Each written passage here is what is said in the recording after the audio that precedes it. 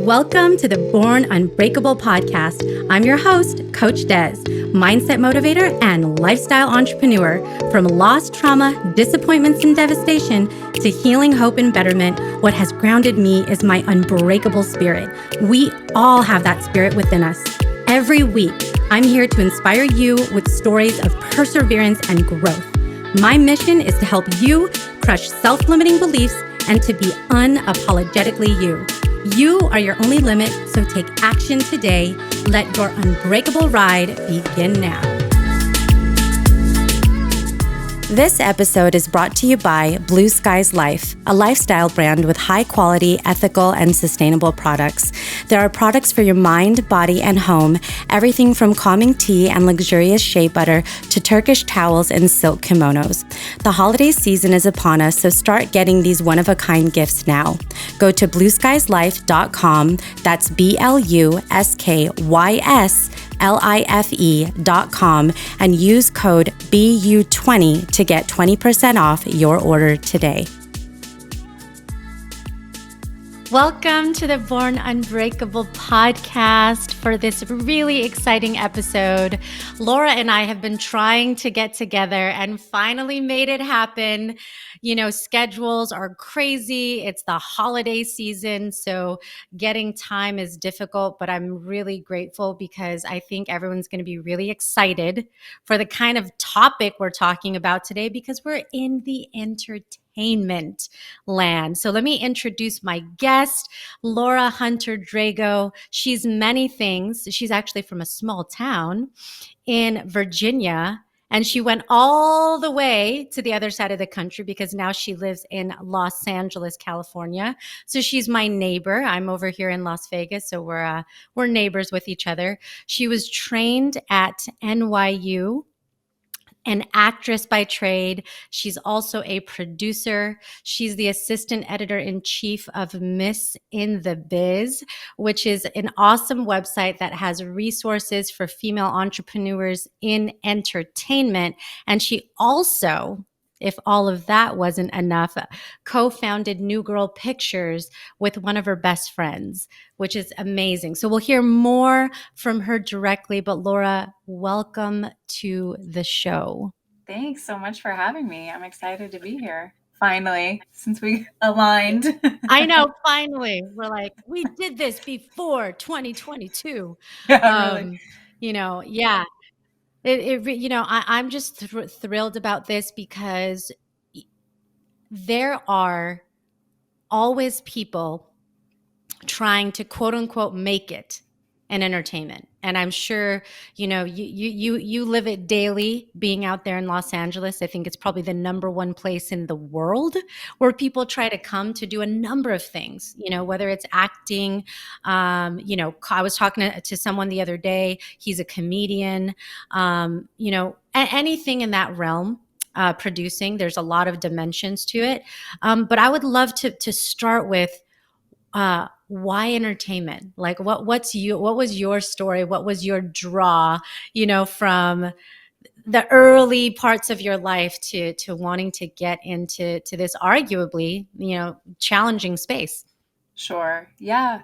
I think that for me, when I was little, I was lucky in that I got put into a lot of class plays, you know, early on, and just kind of got bit a little bit by the bug, and then I started doing regional theater, things like that. So it was just really kind of from childhood, it was kind of what I did, and I think also what I always assumed that I would do as an adult. Like it was never really a question for me. Like I don't remember making a decision about that. I think it was just that's what's going to happen. So yeah, it for me it just kind of there was no question, and I definitely heard from people all through the years of me being young and saying, oh, I'm going to go to college in New York and I'm going to be an actor, this idea that, oh, it's going to be really hard, which I don't think discouraged me. I think I was really into the idea of it being really hard. And maybe that's part of why I chose it, because I thought, well, it's going to be interesting. Yeah. So yeah, I think it was mostly just like childhood getting bit by the bug as a kid. Yeah. Well, and I love that. And I think that many of us have that feeling of you just know. There's like not one specific thing that you can pinpoint, but it's just in you, and you're excited to go on all the twists and turns where, whatever it takes you. So you went to NYU. So what was the experience like from being there and then deciding to come to LA? Yeah, so when I moved to New York, it was for college and I was 18, and that was a big jump for me, from being in a very small town, no Starbucks, no mall, anything. What? Yeah, and moving to New York was like, I didn't know anyone there. Uh, so it was just a huge learning curve. I got really thrown in quickly, and I lived there for 7, 8 years before I moved to LA. The jump to LA felt a little bit more like coming home than New York, just because it's such a sprawl here. And so, I live Mhm. in kind of a little suburban area now, and it feels a little bit more adult and and functional than New York is just very fast paced and exciting. But I think LA to me, in terms of like my life, felt like the right place. I love the weather. Um, I think the people here, I just kind of vibe with more, and yeah, it's been a good transition in terms of the industry. The difference between LA and New York really is that in New York, the entertainment industry isn't the only industry. It's not the center of that town. And in LA, it definitely is. So that's, I think, the biggest difference in terms of career stuff between those two cities. Mhm. What was your first big producing gig? Well, I mean, it's all been stuff that I've sort of self perpetuated. So really, I worked a little bit with an actor named Al Thompson, who's a great guy. And I had worked with him as an actress, and then sort of started helping produce and assistant produce little projects he would do. And he was good about like kind of telling me like, "Hey, you're good at this." And so it took me a while to believe that. Maybe 5 or 6 years after that, I really thought, maybe I should be producing, and mostly it was about having been on so many auditions, you know and it's hard. You're just not really in control of what happens to your career. It's so much luck and right place, right time. And I just felt like, this might not be it for me, because even the things I was going out for, I wasn't really excited about creatively. And Mhm. I thought, maybe I can take a little bit more control of what I'm doing. And so the film that I released, my first feature that came out in 2020, To the New Girl, was really my first big project. It's amazing. That is so amazing. What's the biggest difference in terms of challenge as an actress versus challenge as a producer? I think the challenge as an actor is that in the moment when you're filming, or if you're on stage, whatever it is, the the performance and the way it goes rests on your shoulder in that moment. And it's in some ways, I don't want to say selfish, but it's a self-centered career. And I don't mean that negatively. You have to be very aware of how you look, how you present yourself, how you walk, how you talk, everything. You're the product.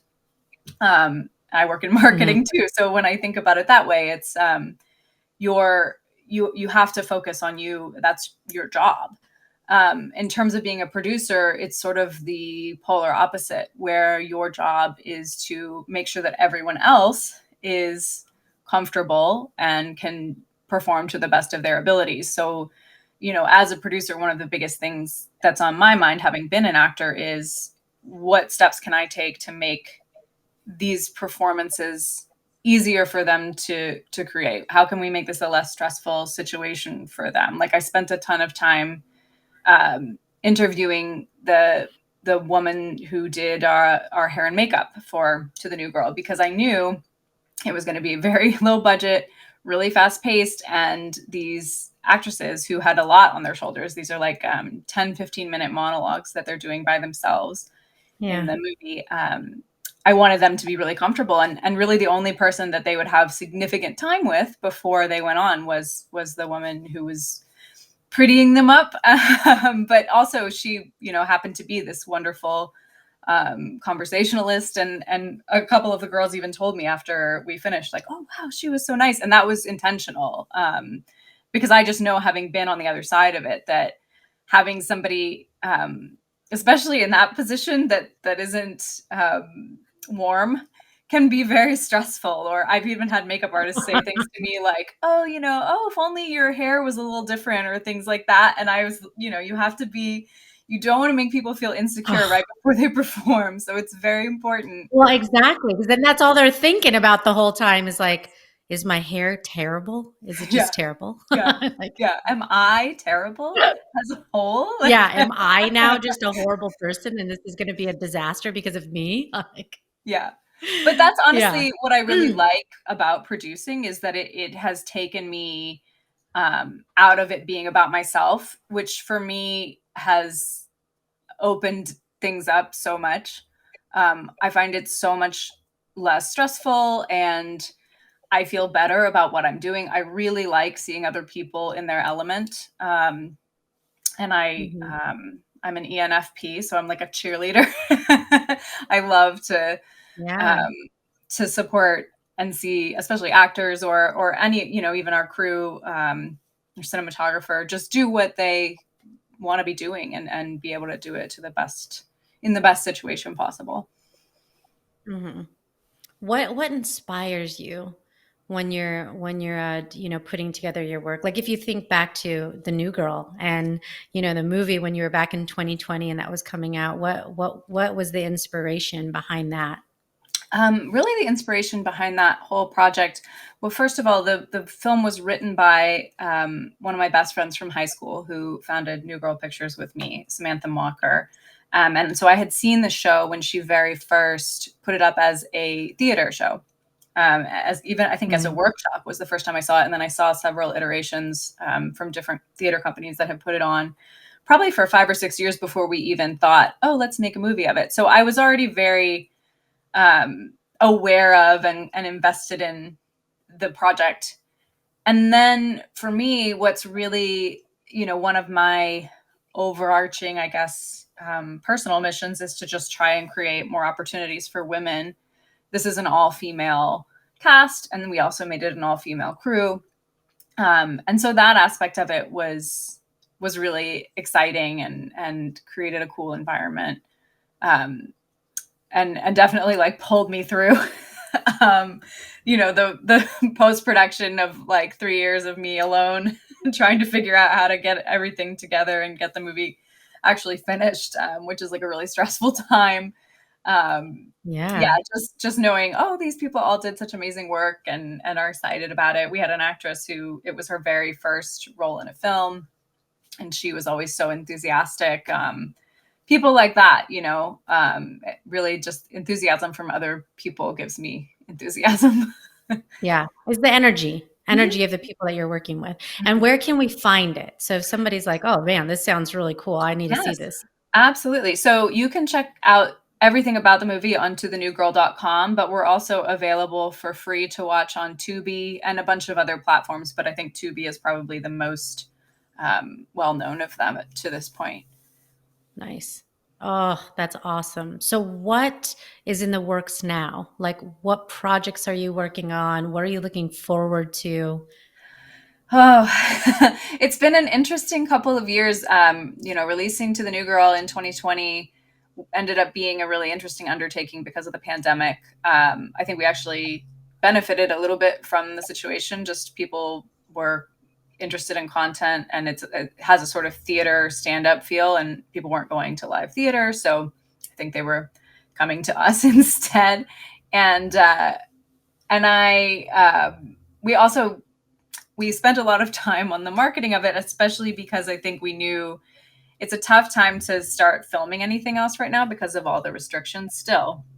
It's very expensive to do any sort of independent project because of all the different testing and things that you have to do. So Sam and I have been trying to figure out a little bit what's next. But this fall, we started working on an audio drama podcast, which is called St. Mary's School for Children with the Stigmata. It's a really fun, I love it. almost like I don't want to say horror. It's more like a mystery ghost story vibe. Spooky is the word that we've been going with. I think we just released our 4th episode yesterday. We've got a Christmas special coming up. So that's been really fun because that was also a project that she had written maybe 10 years ago that I did a reading for as an actress. We kind of forgot about it. And then we were talking about like, oh, what can we do? And then this old project came up and we were thinking about maybe just shooting it as a short, and then realized, it's still going to be crazy with all the restrictions. Hey, why don't we just try to make a podcast? And it's been so fun. I'm voicing one of the characters, which is great for me because I've kind of quit acting, but now I'm sort of getting to do it on a different level. And I'm also editing it, which I'm having a really good time with, like just learning different audio sound effects and things like that. So it's been really fun. Other than that, what's next? I've been writing a screenplay, a feature all year this year. I'm still in the editing phase. I'm like knee deep in it this week because I have to turn in a draft in a few days. But I'm really excited about that. It would be a larger budget than we've worked with before, so we'll see what happens with it. But I'm very, very excited about it. So.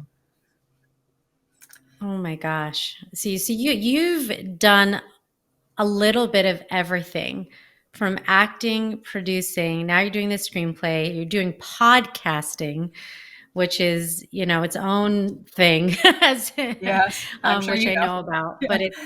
Yeah. But a lot of different, dimensions and a lot of creativity. Mm-hmm. I think that's one of the reasons why people find entertainment so fascinating, because it's not every day is not the same routine. Right. Which is scary in some ways. Maybe because, sometimes people are looking for some kind of a routine, but then it's also exciting because you have to really channel your creativity constantly, right? Yeah, I was the kid who's like, my desk was always a mess. You know what I mean? Like, I think I thrive a little bit in chaos. I'm not sure I Right, would do. organized chaos, yeah. Yeah, exactly. Organized chaos. Yeah, I'm not sure that I would do particularly well. In fact, I know I would not do well in a sort of 9 to 5 environment. I just don't have the mentality for it. Like, I was a temp for a while when I lived in New York and I was first out of college, and I couldn't stand it. Like, just being at a desk was absolutely, I don't know. I would rather do almost anything. But yeah, I think because of all that, I do well when I have more going on. So like the more variety, the more productive I am. If I only have one project to focus on at a time, it gets a little like I start procrastinating. Yeah, no, I totally understand that. I think that the more I move forward in life, the more I find it interesting to do different things and have energy expended in a variety of ways, or else it feels too monotonous and then it gets for boring. So Yeah. I don't, Yeah. I mean, I think, a lot of people during this time where we're technically, still in this pandemic thing, are striving to find excitement despite some of the limitations. So like, even if you do have to do things virtually, how do you make it fun? How do you have great connections with people still? How, like a lot of questions I think maybe we're challenged with differently that we didn't have to answer, in previous in a previous time. Yeah. I mean, I think even just having the extra time in general, like I need to fill that with something or my brain goes haywire. So yeah. Like just all in different directions. But, one of the things I think it's really important to ask you is if anybody is listening and entertainment is the space that they want to explore, whatever direction that is. I know you obviously the website is great. I think it's so cool that you have put together something that can help provide resources to especially females that are wanting to break through in some kind of way in this space. What are some of the pieces of advice that you have for those that are wanting to do more in this area? Yeah, I think the first thing I would tell anyone who wants to be in entertainment is to take as much control of your trajectory as possible. It's so much easier now than it was 10 years ago to make your own content. If you have a cell phone, you can make a short film, you can make a podcast, there's a lot of things that you can do. You can almost always write a script. So I think that not waiting for the phone to ring is such a huge, especially if you want to be an actor, because that is a vicious cycle, and it's a lot of it is so out of your control. So because so many things will be out of your control, you've got to find the spots where you have agency and take them. And the other thing I would say is to have some flexibility with your bar for success. Like, I think that has to evolve for you over time. When I was 18 and I moved to New York, I was very single-minded about things. And I really thought, well, I'm going to win an Oscar when I'm 25. And then I'll know that and I needed to feel that way at that time, or I wouldn't have had the guts to move to Manhattan, having only been there twice and not knowing anyone. So like that was the right mindset for me at that moment. But time and education and, just experience taught me that, maybe those things will happen, maybe they won't. It doesn't really matter. For me at this point in my life, I'm in my mid-30s, and I'm just enjoying the opportunity to continue creating and to work with people and just do things that I'm excited about. And if people, want to watch them or listen to them or help me produce more of them or fund things or whatever anyone wants to do, is like, it's all a pleasant surprise to me at this point. I don't have expectations anymore, which I think has been huge for my overall mental health, because right after college, I was really stuck in that single-mindedness. And it took me a minute to be like, okay, wait, what's the reality here? Like, and also to think about, like, to really feel within yourself, like, what maybe my expectation is making me less happy than if I just thought about my reality and said, wait, oh my gosh, if you had told me when I was 12 that I would be standing here on a film set at all, I would have been so excited. Like, Yeah. So I think we have to like do some check-ins with ourselves and don't put too much pressure. It doesn't have to be, you can not be Meryl Streep and still have a very successful, happy life, and also, live your life inside of all of that. Make sure you're keeping up with your friends, go on dates, be a person in the world. Don't make it all about your career, because it doesn't, that's not what's going to hold your hand when you need it. So, yeah.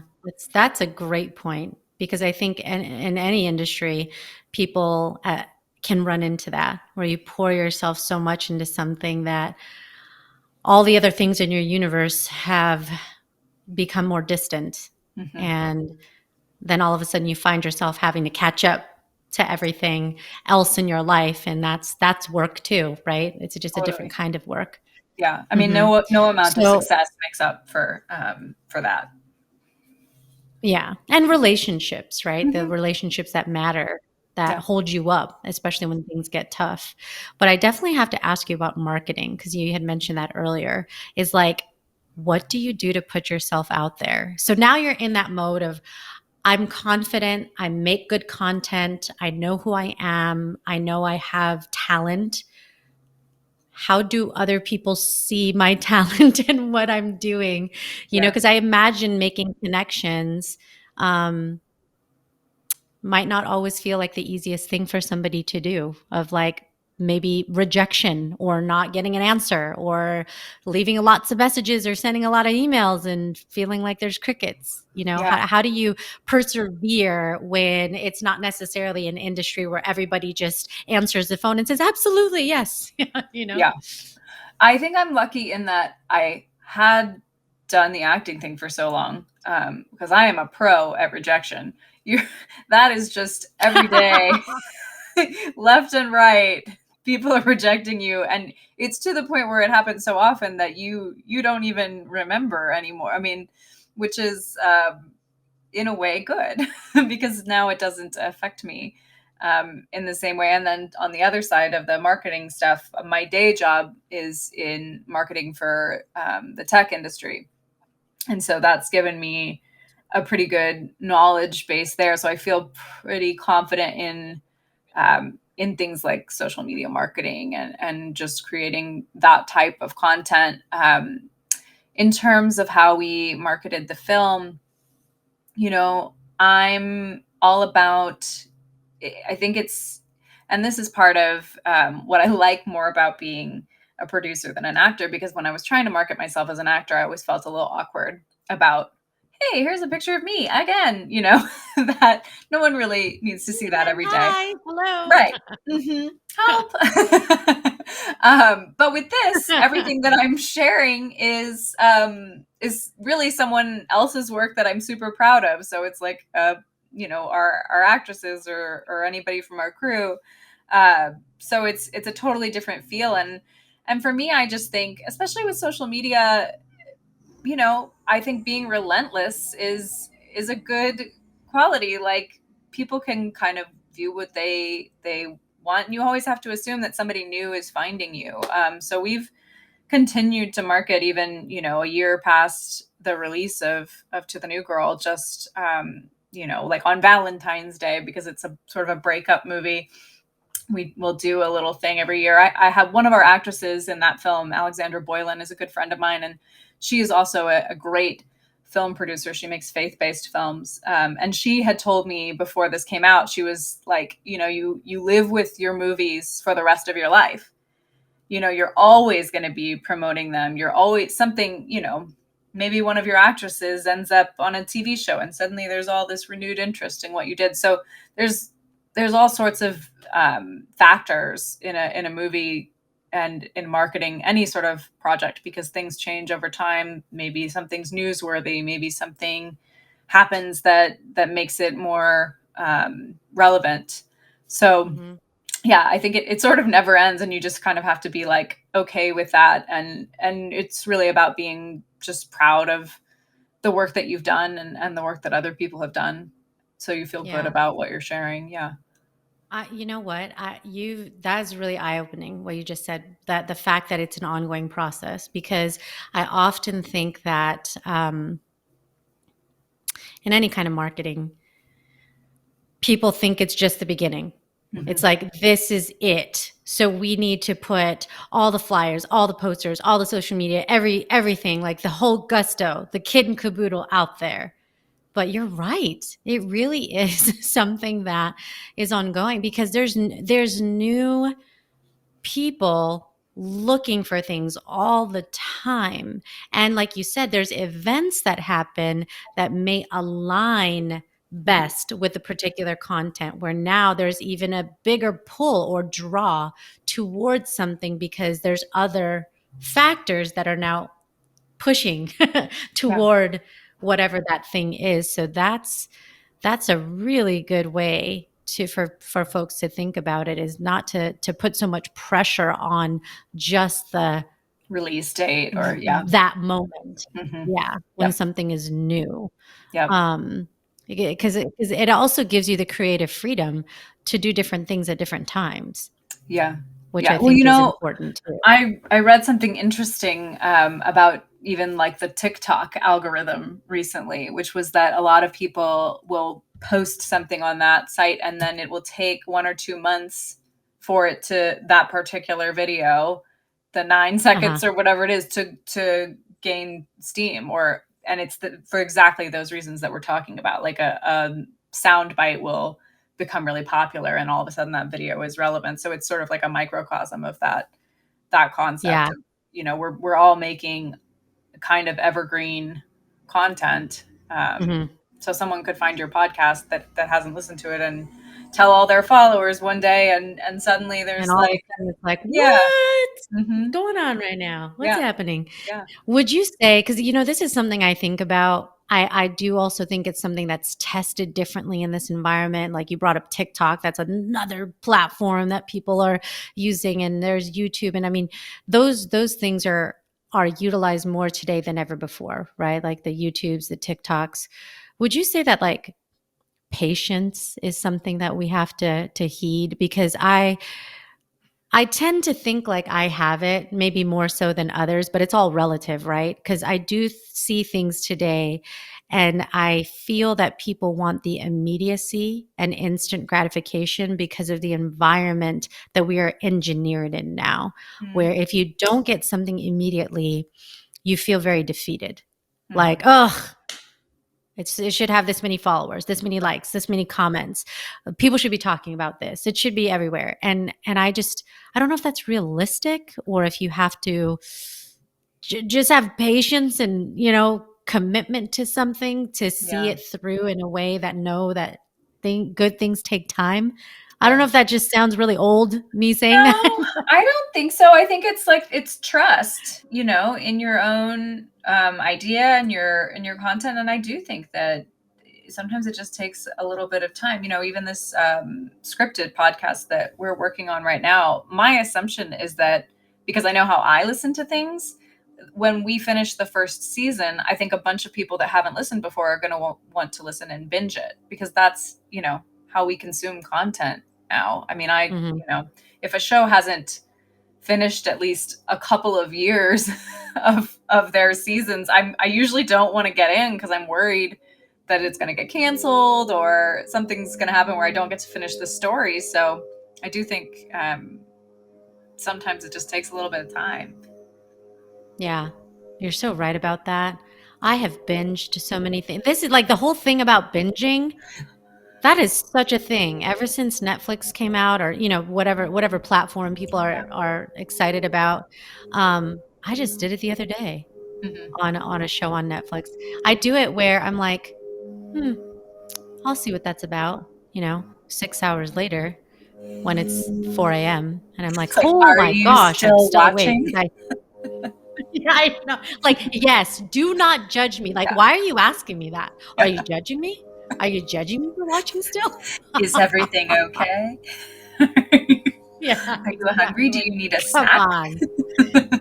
on. I know, right? And I'm pretty sure, it'll be like starting to do prompts like stand up, stretch, do something else with your life besides sit here and watch this show for this many hours in the morning.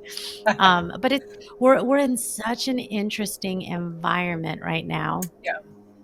Yeah. um, that I think is can feel like it's a double-edged sword in some ways, because on the one hand there's a vast amount of opportunities that exist that maybe didn't, in terms of how to get information out there and share your talent or your giftings with the world. But then on the other end, it seems as if it's very overwhelming, because you're just like, there's so many ways that you could do something. It can paralyze you if you think about it for too long. Yeah. Too many options for sure. Yeah, I mean, I'm even like that way about picking shows like to watch. It's hard. There's so much content. I think as a creative person, it's somewhat inspiring though, if you look at it, that now you're really able to make things for specific audiences because there's so many venues for people to find stuff. So you don't necessarily have to think about, oh, what's commercial, what's gonna, what works for network TV. But that's not really a thing anymore to some extent. It's Right. things are There's some very people that, different. a lot of people don't even get cable anymore. Yeah, I don't. Yeah. They stream everything. You just, it's totally different for that. I mean, I don't know what's happening with the cable providers and if they're having some kind of new cool strategy because people are like, I don't really need you anymore. Thanks. I'll just pay for my subscription to, whatever different stuff there is now. And it's also cheaper. So, Yeah. they're not Yeah. trying to do all that. I don't know. Um, but what, what does life look like for you 5 years from now? Like if all dreams were free and you could go in the future and do all the things that you wanted to do, what would 5 years from now look like in this area of your life? I mean, I think what I would say is that my hope would be to be essentially doing the same thing I'm doing now, but just on a larger scale, able to reach more people. I would love to make a, a film of this script that I just wrote. That will take at least 5 years, Yeah. realistically. And I would like to continue writing. It's something that's, I guess, I don't know if I should say new to me, but certainly like writing with the purpose of finishing a screenplay is new. Hmm. So I'm hoping to keep doing that, just to keep making things Yeah. and work with people that I'm excited about, but no like overarching thing except that I really like this movie I just wrote and I want to make it. Yeah, no, I think it's big. I interviewed a little while back Scott Rosenfeld, who's a movie producer. He did like Mystic Pizza Okay, and yeah. Teen Wolf and Oh, right. some of those kinds of movies. And he did. I love just his mind and how he does things. But I did, it gave me a different appreciation for producing when he told me one of the movies that I watched of his. You know, he talked about it being so many years in the making, you know, like there are things that take 10, 15 years to just have the right content, to feel the right confidence, to feel the right timing, to get the right people. So I think that people don't get to see that behind the scenes aspects of movies or the creative stuff because they just get the product. Right. They didn't know, all the things that it took behind and that maybe it was even a decade before it could turn into what it is now. So Yeah. I definitely think about that differently. Like, Yeah. oh, wow, Yeah. It's very, a lot of very time true. saved. It's a lot of time, a lot of money. Um, the last film that I did, we spent 4 years on it before we released it. And so you do have to think about projects that you take because you're going to be living with that for probably 3 to 5 years in terms of making it. And then, as I said, for the rest of your life once it releases. So you need to really love and believe in it because you're going to watch it, 300 times. Like you gotta Oh my like it gosh. Well, enough. that's a good point too. Is your name is attached to that thing forever. Yeah. So you're putting your mark on something and, hopefully it's a positively received thing or else it's like you get so much crap for it. Right? I mean, that's Yeah. just It's interesting, and how it even works. even the I've been thinking a lot lately about like that when we work with people, especially in this industry, uh, that we then become a part of their history and sort of the story of their life and what they I don't know if you know the story about the woman that was very tragically killed on the Rust set a few months ago, Helena Hutchins, but she was our gaffer onto The New Girl. And just thinking about, just being even a small piece of her story is just really, I think Mhm. you realize what a huge responsibility it is, and just this sort of family that you make along the way, and the pieces of things that people create in their lives. It's I think it's a big deal, and I'm a huge like advocate of safety on set to begin with, and I think it's a really important reminder of like we have to take care of each other, and in terms of content and in terms of just overall safety and production. Yeah. That is a huge piece, is just the connectedness, even that you talk about, like all the Yeah. lives of the different people that are part of any production are threaded together despite your roles being super different, whether you're Absolutely. in front of a camera or behind the camera, Yeah. everybody People has a get role, and very you invested. Yeah. yeah. It's and Mhm. there's only so much time. You're only going to work on so many things, and so you have to really think about it for sure. Wow.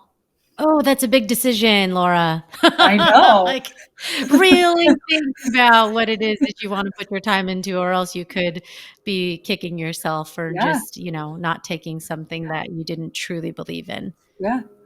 That's a Absolutely. big that's a big task. I can only imagine some of the stories people have about something they committed to and said, "What the heck was I thinking?" Yep. Mhm. Mhm. Oh my gosh. That is yeah. Oh, wow. Didn't even occur to me that you could get attached to something for maybe longer than you wanted to in this. Yeah. Absolutely. Yeah, yeah. I mean, for you, do you feel that you've chosen things that you're proud of, that you are like, "Yes, these are the things that I feel really good about."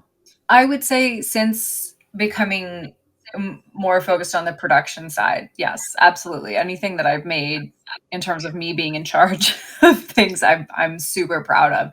When I was an actress, that's a whole mishmash of like you just get in a mindset of like, oh, I just need to say yes to everything, and that's part of the problem that I had with it. Not that I'm like specifically Yeah. not proud of anything, and I sort of had like a little belief system that I think is true because the theory I've proven several times, like the worse the experience on the movie as an actor, the better the friends you make out of it. So I have some terrible films that I've been in that have made some of my best friends in my life, so they were completely worth it. But yeah, I'm definitely, now that I have the control to be proud of what I'm making, I am. So that's good.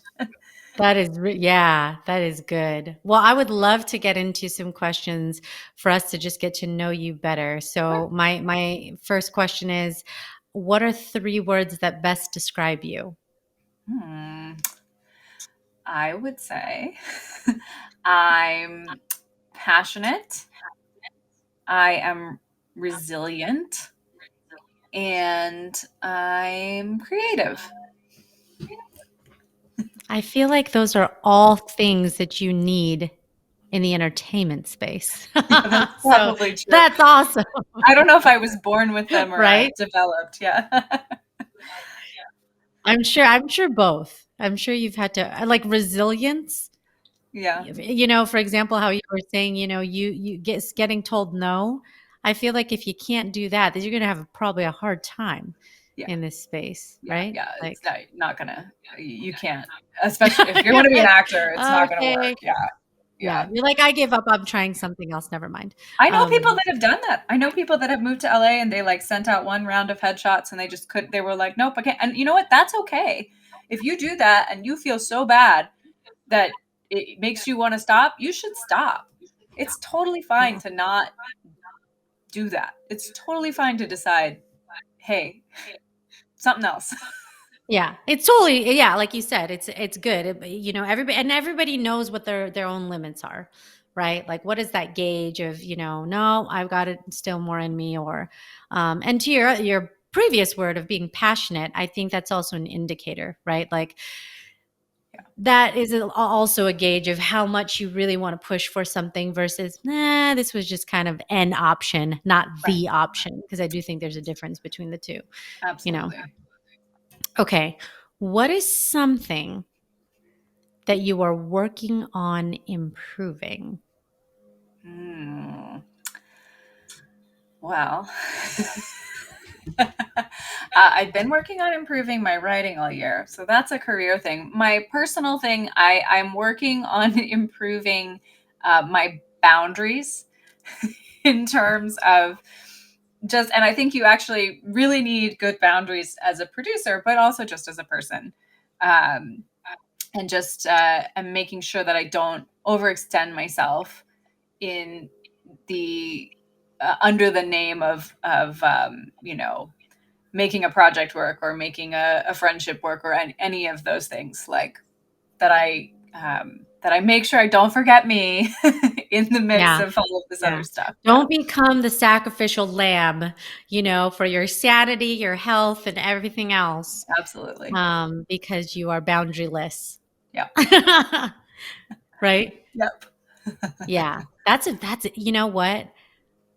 It's a really big thing to Uh-huh. work on. Yeah. It really is. And I personally underestimated how little of boundaries I had until I started working on them.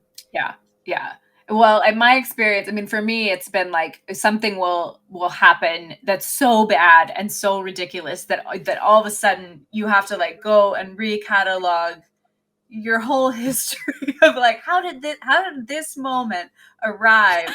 You've got to just dig through it. It sucks, but It sometimes does. that's what you have to do, and you'll get there because Yeah. we thread that stuff. It's all of that trauma and history is our brains like wire it together, and so you have to. It's like untangling a necklace. Sometimes it's Oh really my hard. God. There are stilts of necklaces that I have not untangled, so I know exactly what you're Yeah, saying. yeah, They're hanging there. I work on them when I yeah. get a minute and see if I can undo them. But you're 100% right. Sometimes I think going through certain things helps us to recognize the work that we have to do, right? So Absolutely. there's nothing that beats life experience. Yeah. No, you can't make up And for that. yeah, but boundaries, man, how many people are signing on to that self-improvement activity? Um, okay, what's a self-limiting belief that you've had to overcome? I think the biggest thing really was the idea, my belief about what success meant, which I spoke a little bit about before, but it took me a pretty long, rough period in my mid 20s to get over that. Especially, I had like gone to a big conservatory program as an actor, and started seeing a lot of the people that I had been to school with, or people that I had dated, or people that my my husband now had dated. People, just would blow up, and all of a sudden they'd be on a billboard, and that's a very disorienting experience if you've never had it. I think that exists in every career to some extent, but in the entertainment industry, it happens to be very much in your face. And so it just took me a while to like not feel like I think a feeling of scarcity, or like, oh, if somebody else gets that, that means I can't have it. Um, just learning Yes. to believe in like there's enough for everyone. We're all just kind of running our own race, and feeling excited for other people. Like once I started being able to do that, and see my friend in a movie and be like, oh, that's awesome. Like it changed so many things for me, in just a more positive mindset, and just not, I mean, jealousy is just a shitty emotion. You just don't, Yeah, it doesn't help anybody, it doesn't do is. anything good for anyone. And so, yeah, getting out of that was really important for me. That idea of like, oh, if I'm not X, Y, and Z by this day, then I'm a failure. Like that's, silly. That's crap. Yeah. Yeah. It's total crap, Laura. Yeah, I Um, know. but you're right. And that right there, it is a mindset shift. Mhm. It is a mindset shift because all of that is internal, meaning when you're looking at someone else and the things that they're accomplishing, your feelings directed towards that is a projection of you. It's a projection of your maturity. It's a projection of the level of gratitude that you do or don't have, and so it's something that we're at different stages of at different points in our life. But the key, I think, is self-awareness, is doing a gut check, you used that word earlier, of on yourself to know, okay, how am I behaving right now? Am I in a state of gratitude and excitement? Am I in a state of, anger and defeat and scarcity, and it's all conditioning that we have to be aware of so that we can point that energy into more productive space. Yeah. Oh, I So, completely agree. I think a lot of it is also an excuse, or it's a way to let yourself off the hook, like, oh well, they have that and now I have bad luck, like, yeah, right. and it's something I now, like, it almost makes me crazy when I hear people talk that way, because I just think, you have to, it's somewhere along the line, you have to take responsibility for your own choices, your own reality, and go from there. You'll be Mhm. happier. Yeah, right? Yeah, absolutely. You sure will be. Okay. What is one thing you want to see changed in the world? I think the biggest thing is that I would like to not only see just more overall equality for women, both in the entertainment industry and just in the world, Mhm. um, but also, as a creator, a storyteller, just a more diverse selection of voices. Um, I'd like to see that shift happen that we're, I think, working toward. There's been a lot of news and upheaval about the way women and people of color are treated in the world, and I think that in the entertainment industry, it's an opportunity. This is how kids see themselves reflected in media, how people think about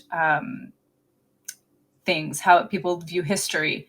And so I would just like to see more women and people of color in positions of power, and making those storytelling choices. I think that there's a lot of data to back up that is also very commercially viable. So it really should be happening, because that is what a lot of those executives care about. So that's really like my personal mission. um, Yeah. but yeah, I would like to see that shifted, and more empathy overall from humans is, will be nice. Be better people. Be better humans. I know that just sounds basic, but we're not there yet. That's the truth. I mean, come on. Yeah. We have not seen people be at their best out there in the world, and we Yeah. definitely can do better. I personally have been doing more work in the diversity, equity, inclusion space, and I agree with you. I want to give credit to say that there are great things that I've seen happen, and there's just more things that need to happen. Yeah. So I'm glad that we're in that fight together. Yeah, and I do think it's Right? sometimes people think, oh well, my contribution to this cause is not big enough, so I'm not going to bother. And I think, everything helps. If you're giving someone an Yeah. opportunity, even if it's in a small project or in whatever the equivalent in another industry would be, um, you are helping, like that. Do the small thing, because everything matters. Yeah. Yeah. And the small things make big differences in the world. So we can't underestimate the power of that. Okay. What's one of the best pieces of advice that you've ever been given? Hmm. To think about that for a minute.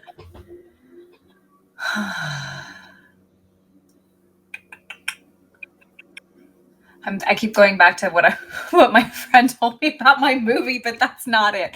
That was Oh, you honest know what? advice. Here, I'll give you a piece of advice. This is from my therapist. So,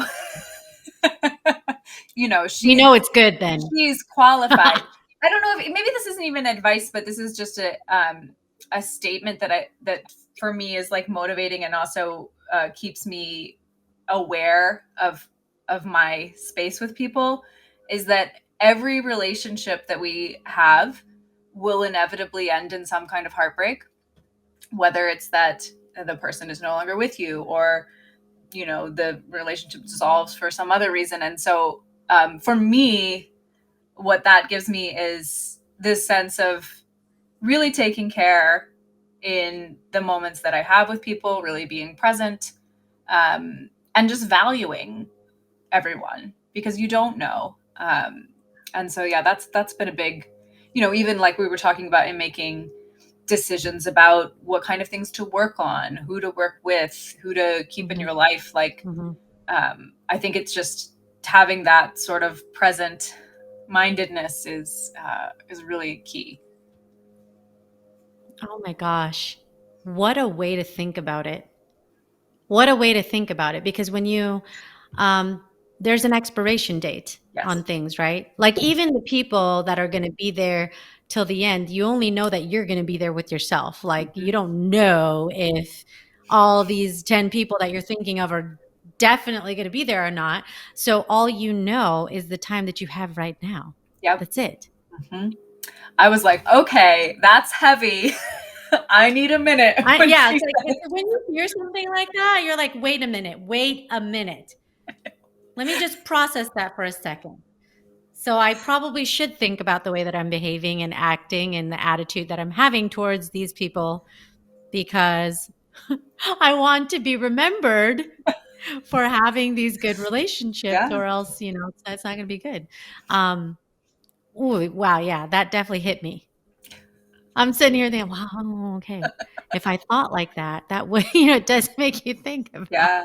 Well, sometimes it means that you have to step away from something or someone too. oh, There's multiple sides to how many, that. I think about how many relationships I was supposed to step away Long faster before. from. Mhm. Oh yeah. Like, Oh girl. whoa, that was several years too long. Yeah. Oh, Whoops, maybe my maybe bad. 10 or 20. Yeah. Oops. Couple decades could have gotten back. Right.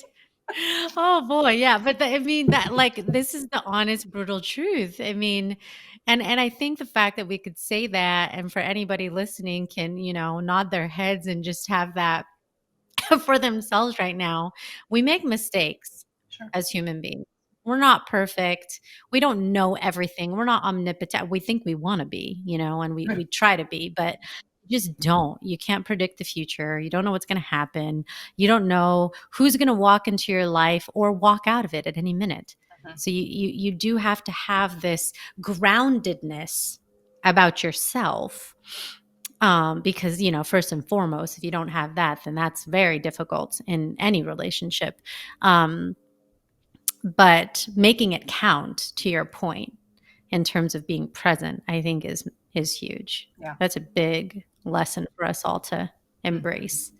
Mm-hmm. So the most important question that I have for you is, where can we follow you? How can we follow the work you're doing, keep up with the next, script or movie, or, any show that you're working on? Because I really think it's inspirational what you're doing. And I would love for people to be able to stay connected with that. Thank you. Yeah, I'm fairly easy to find. If you want to look at what I'm doing, it's laurahunterdrago.com, at Laura Hunter Drago on Instagram. That's pretty much my username everywhere. Nice. If you want to look at what the company is doing, we're at New Girl Film on Instagram, and we are newgirlpictures.com and tothenewgirl.com. I love it, Laura. This is Oh, so awesome. thank I you. just, I thank you for inspiring in this space. Again, I see it as a big playground in many ways, but one that you have to have the fortitude to play in, right? Because it's not like it's the easiest place. So, the fact that you've done so many, such a variety of things, and are still continuing to do such creative things is really inspirational. So just, thank you for sharing your story. Oh, well, thank you for having me. You're a great interviewer. This has really been fun. Oh my gosh, that's the goal. If it's not fun, then what are we doing? Exactly. What are we doing? 100%. Like it's like a rule of thumb that I have in my day, because we can count on things not going our way, but if we can at least make it fun, then we can go to bed saying like, okay, well, there was that one moment, even Right. though I I spilled coffee on laughed. myself today.